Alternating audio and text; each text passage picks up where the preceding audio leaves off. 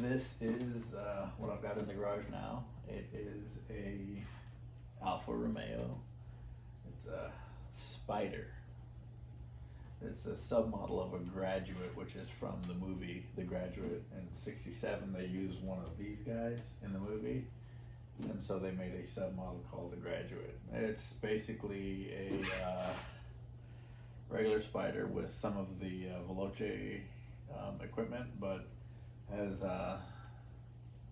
regular vinyl seats, not leather like the Veloce, and other things. Anyway, this is a beat up car that I pulled out of the field at Fred's place, and I've had it for a little while. I haven't really done anything to it.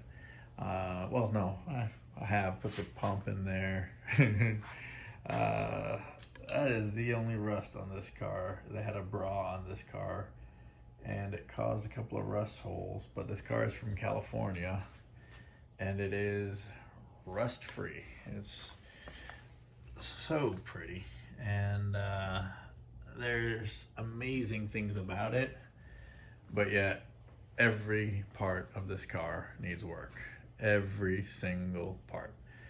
The brakes need work. I've already done some fuel system work. The injectors are trashed. They're the engine is great. It's one of the only things, and the interior needs work. But it's kind of cool because the trunk. Let's see if you can see this solid trunk right here. No rust, no nothing. It's really neat. But paint needs work right there, and it got in an accident somewhere along the way, so that'll need to be fixed. And I think they repainted this thing Corvette red, and that's Alpha red. I think they're different, but this is the interior. I have recovered one of the seats in leather. I'm going to be doing this other one here in leather. As you can see, it needs it. And the top is pretty decent, but the window cranks don't work. These do, but they barely work. And I have new ones of these to go on.